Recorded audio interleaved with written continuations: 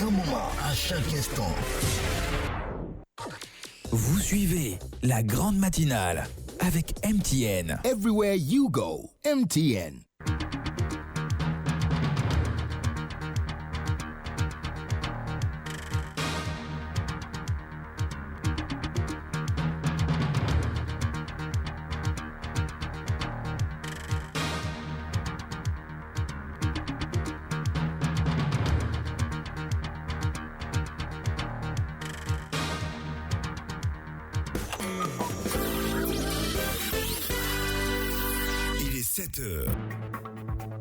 Bonjour madame, monsieur, bonjour, très belle journée, bienvenue à vous tous qui nous rejoignent sur Radio Côte d'Ivoire. Voici le journal, le 7h, il est présenté par Jérôme Kouakou. Bonjour Jérôme. Bonjour Didier Fandin, les titres de ce 7h, 1150 cas confirmés, 468 guéris et toujours 14 décès.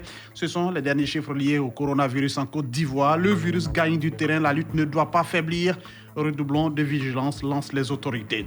C'est bientôt la grande saison des pluies. La météo annonce de fortes pluies cette année encore. Les zones jugées critiques font l'objet de traitements spécifiques. Mais à Cocody, rue Ministre, les travaux piétinent. Le constat de notre reporter dans ce journal. Et puis à l'international, nous irons au Togo. Cela fait aujourd'hui 60 ans que le Togo est indépendant. Le pays se souvient des années de lutte qui ont abouti à la liberté. Une commémoration sur fond de crise sanitaire. Voilà pour le menu. Bonjour à tous et bienvenue. On l'a dit, la solidarité continue de s'exprimer. Mais avant, hier, le ministre de la Santé a donné les nouveaux chiffres liés au coronavirus. On vous l'a dit, il y a à ce jour 1150 cas confirmés, 468 personnes sont guéries, 14 décès. On écoute ici le ministre de la Santé, Eugène Karouélé. Le ministère de la Santé et de l'Hygiène publique a enregistré 39 nouveaux cas de Covid-19 sur 560 échantillons prélevés, 19 guéris et 0 décès. Face au nombre croissant de cas enregistrés dans le pays, qui est dû à notre stratégie de dépistage, le ministère de la Santé et de l'Hygiène publique rappelle que la lutte contre le Covid-19 ne doit pas nous faire perdre les nombreux acquis que le pays a obtenu en matière de la santé de la mère et de l'enfant, notamment une amélioration de la couverture vaccinale et une amélioration de la qualité de la prise en charge des femmes enceintes. Les services de santé sont disponibles avec leur dispositif habituel d'offre de soins et continuent de recevoir les personnes ayant besoin de leurs services. Le ministre de la Santé et de l'Hygiène publique, Eugène Karouélé. Autre aspect de ce journal, on l'a dit aussi, il n'y aura pas de rupture de stock de riz en Côte d'Ivoire. La mise en œuvre du programme d'urgence riz permettra la production de 500 000 tonnes de riz pour la campagne 2020. C'est ce que l'on retient de l'intervention du ministre de la Promotion de la Riziculture, Gaussou Touré, qui était invité hier au point sécuritaire. Selon le ministre, grâce au programme d'urgence riz, de nombreuses actions ont été menées sur le terrain afin de permettre à la Côte d'Ivoire de pouvoir disposer d'une quantité suffisante de riz. Autre chose, le royaume baoulé reçoit le soutien de l'État, un important don du président de la République. Ce sont des gels hydroalcooliques, des cartons de savon, des seaux pour lavage des mains et 30 tonnes de riz.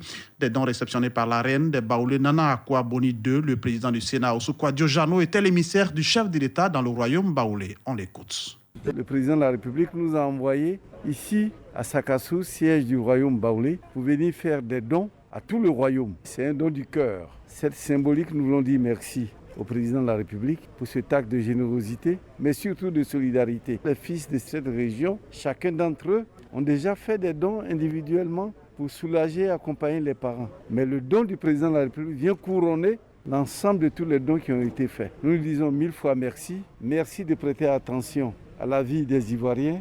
Merci d'accompagner les Ivoiriens dans la lutte contre cette maladie. L'occasion que nous avions aujourd'hui nous dit que les Ivoiriens soient de plus en plus solidaires, qu'ils s'aiment entre eux. Et cette maladie vient nous interpeller, chacun d'entre nous. Mettons au centre de ce que nous posons comme acte chaque jour un peu d'amour et d'affection pour les uns, pour les autres, afin de pouvoir conjurer cette pandémie et vivre ensemble. Oussoukwa Diojano, président du Sénat, émissaire du chef de l'État, auprès du royaume baoulé. La solidarité continue de s'exprimer dans la riposte contre le Covid-19. Une entreprise de logements sociaux a fait don au ministère de la Santé d'une valeur de 10 millions de francs CFA. Dambélé Saïdou est le directeur général de l'entreprise donatrice. Aujourd'hui, en tant que directeur général de AGB, je représente notre présidente, qui est Mme Yameogo Sanata. Elle a insisté pour que AGB vienne au chevet de la Côte d'Ivoire et que nous puissions faire ce don. Et nous tenons à féliciter le ministère de la Santé et de l'Hygiène publique, à féliciter vos équipes, à féliciter tout le corps médical, parce que nous voyons ce que vous faites au quotidien pour nous, les Ivoiriens. Et ça, vraiment, on tenait à vous féliciter, à vous remercier, parce que vous le faites vraiment en exposant même vos vies. On vous remercie pour tout ce que vous faites. C'est en cela que nous sommes là aujourd'hui, pour vous apporter assistance et faire ce don. Dans le village de Sengrobo à Ouati, dans le département de Taba, où les populations ne sont pas oubliées, elles viennent de bénéficier de kits sanitaires et de dons en vivres. Ce sont des dons offerts par Ivoire Hydro-Énergie, constructeur du futur barrage hydroélectrique de Sengrobo à Ouati. Écoutons son directeur général, Eti Ekolan Alain. Le message est très simple, c'est-à-dire que l'État de Côte d'Ivoire a très vite pris les mesures depuis le mois de mars, les mesures qui ont été suggérées par l'OMS. Le Premier ministre a mis en place un plan de riposte économique dont il nous appartient, nous aussi, en tant qu'opérateurs économiques, d'apporter notre pierre. Donc c'est comme ça que nous avons fait ce don et nous espérons que les populations bénéficiaires sauront bien utiliser ce don et surtout vont respecter les mesures barrières que l'État a décidé de prôner. Ce don va dans le sens des mesures du HSE que nous sommes en train de mettre en œuvre au niveau santé et sécurité des populations et dans le cadre du plan de développement communautaire que nous mettons en œuvre dans le cadre de ce projet.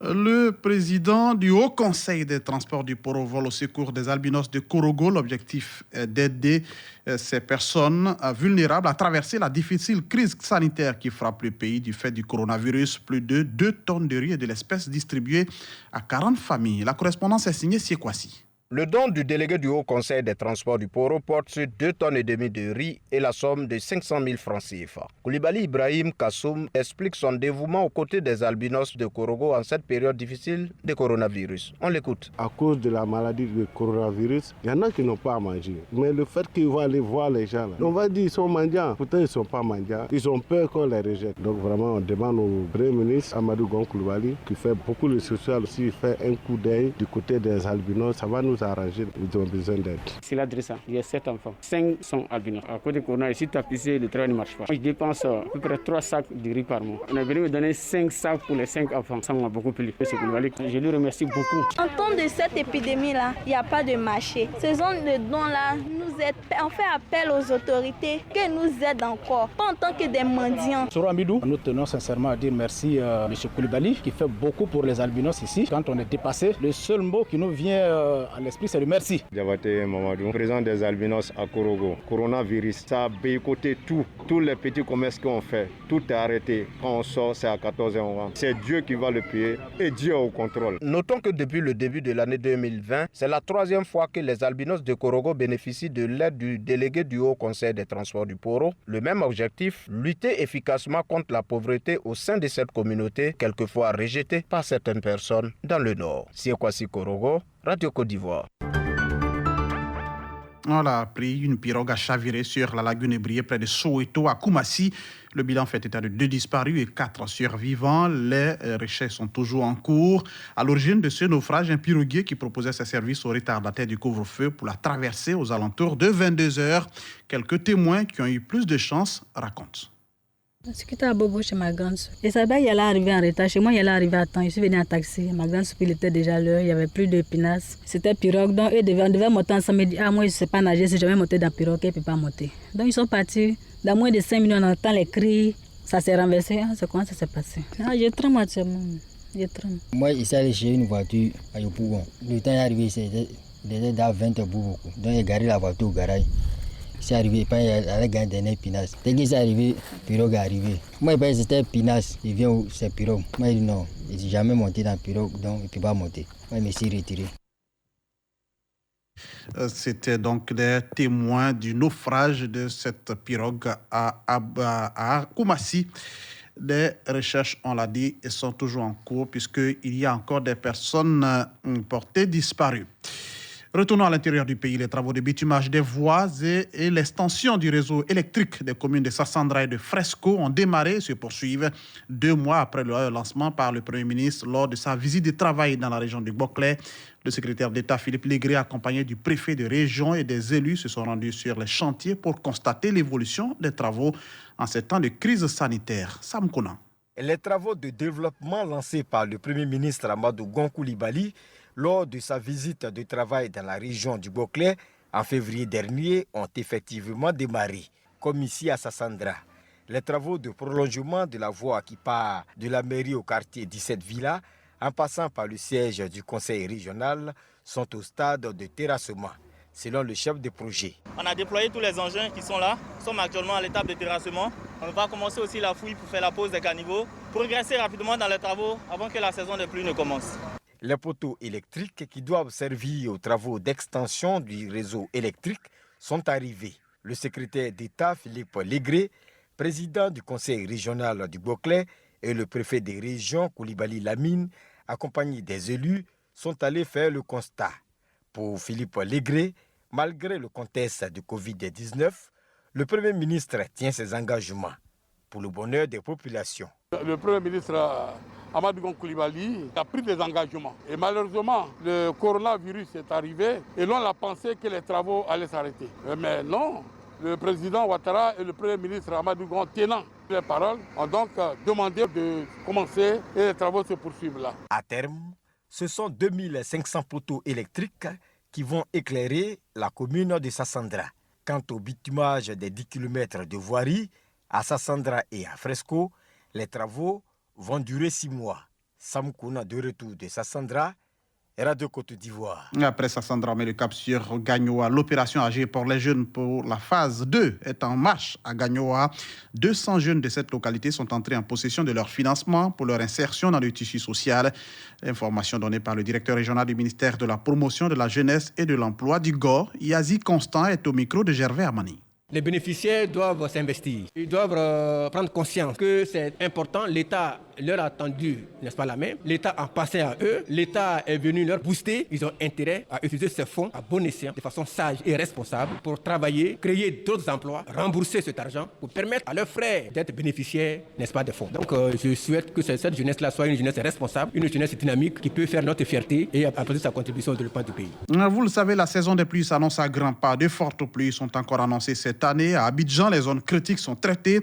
À Cocody Riviera Palmeraie, on s'inquiète pourtant. Les travaux de la rue ministre entamés depuis 2 ans piétinent. Qu'en est-il sur place? Ange-Patrick Éolier y a fait un tour. Rue ministre, Riviera Palmeraie, il est 10h ce vendredi lorsque nous arrivons sur le site. Plusieurs équipes de techniciens sont à pied d'œuvre pour la réhabilitation de cette fameuse rue fermée à la circulation depuis de nombreux mois. Terrassement d'arbres, creusement de canaux en vue de construction d'un pont, coulage de béton, les travaux tournent à plein régime sur le site. Certains riverains se disent heureux du projet en cours d'exécution. Yaokonon Abo est de cela. L'État a fait un effort qu'à nouveau. En tout cas, on est très fiers et on est très contents. Si ces travaux sont applaudis par des habitants de la rue ministre, comme c'est le cas de Yaokonon Abo, il y en a d'autres qui brûlent d'impatience. Et surtout du fait que la Côte d'Ivoire fait progressivement son entrée dans la saison des pluies. Ils craignent donc de nouvelles inondations causées par ces travaux. Diabaté, Soubeti. Si un pluie va commencer à ce moment, ils sont encore là, vraiment c'est dangereux quoi. Parce que quand il pleut, l'eau que nous voyons ici, et puis selon les travaux qu'ils sont en train de faire là, vraiment, ils sont présents, même quand il pleut un peu seulement, on voit un peu d'inondation. Ça oui, Drago, ça bouge pas. S'il y a eu la pluie comme ça, matin comme ça, il faut arriver ici voir même, c'est qu'on se débrouille là, même tu vas pas avoir. L'eau elle remporte tout. Monsieur Driss, ça a duré. Depuis combien de mois on a dessus? Il n'y a rien qui bouge. On leur demande pardon. On n'a qu'à faire un effort pour faire un travail vite. Pour pas qu'il y ait période de pluie là, c'est pas facile. Quand ça vient, c'est tout le monde. On a déjà arrivé même. On a dedans même allé là. À l'origine des graves problèmes de la rue ministre, le bassin d'orage situé au niveau de la digue de la cité Les Rosiers où sont retenues les eaux de pluie traversant la rivière Palmeraie. Cette digue était occupée par des constructions qui finalement ont été rasées. Les travaux durent certes, mais ont aussi des répercussions négatives sur la vie économique Des activités qui tournent au ralenti. Brouillard aux gens et mécaniciens. Ça a duré, ça fait très longtemps que les travaux sont commencés. Bon, les travaux n'ont pas encore fini. Bon, nous aussi, on s'est débrouillé ici. On imagine que ça ne vous arrange pas. Bon, oui, bien sûr, franchement, parce qu'aller là, on est coincé, vous voyez, on est coincé un peu par rapport à les routes pour rentrer, pour venir se débrouiller au fait. Les riverains de la rue Ministre n'ont qu'un seul souhait, voir les travaux s'achever le plus tôt possible. Au finish, la voirie réaménagée partira du complexe sportif jusqu'au rond-point de la Palmeraie, ce qui fait à peu près 2 km. Pour rappel, les 18 et 19 juin 2018, de grandes pluies qui s'étaient abattues sur la Côte d'Ivoire avaient inondé toute la rue Ministre de la Riviera Palmeraie, causant d'importants dégâts matériels et des pertes en vies humaines. Une situation qui avait suscité d'importantes mesures, mais qui jusque-là piétinent encore dans leur concrétisation. À l'international ce lundi 27 avril 1900. Souvenez-vous, le 27 avril 1960, les Togolais, bien sûr, ont eu leur indépendance. Aujourd'hui, cela fait exactement 60 ans que le pays est indépendant. Ils commémorent donc les 60 ans de leur indépendance. Une indépendance qui a suivi, tout comme celle du Cameroun, un chemin différent de celui emprunté par le reste de l'Afrique francophone, car le Togo a été un territoire sous tutelle des Nations Unies. Il s'est nourri de ce qui se vivait en Gold Coast britannique, l'actuel Ghana, où des milieux aisés ont porté des revendications nationalistes. Dès avril 1958, les Togolais prenaient déjà l'option de l'émancipation. Le Togo a été dirigé par Sylvanus Olympio pendant les premières années de son indépendance jusqu'à son assassinat le 13 janvier 1963 par des militaires en colère. Une célébration soft est prévue en raison de la crise sanitaire. Et puis alors que la demande mondiale de matériel de protection continue de grimper, la Chine a annoncé hier dimanche la saisie de 89 millions de masques défectueux, auxquels il faut ajouter 400 000 pièces d'équipement de protection également confisquées par les autorités depuis le début de l'épidémie. Des chiffres que Pékin communique fièrement alors que les critiques s'accumulent quant à la qualité du matériel que la Chine exporte. On termine avec quelques chiffres liés au Covid-19. L'Afrique a atteint hier 31 091 cas positifs. Le Covid-19 a déjà coûté la vie à 1393 personnes sur le continent. 9 331 malades sont guéris. L'Afrique du Sud recense le plus de cas, mais l'Algérie, l'Égypte et le Maroc sont les 3 pays qui dénombrent le plus de morts dans le monde. Plus d'1 700 000 personnes sont contaminées. Au tableau des décès, l'on dénombre 103 770. Le pays le plus atteint reste les États-Unis avec plus de 500 000 cas confirmés et plus de 18 000 décès. On s'arrête là pour ce journal. Retenez pour l'essentiel que 1150 cas sont confirmés en Côte d'Ivoire, 468 guéris et toujours 14 décès. Ce sont les chiffres liés au coronavirus dans notre pays. Le virus gagne du terrain, la lutte ne doit pas faiblir. Redoublons de vigilance, lancent les autorités.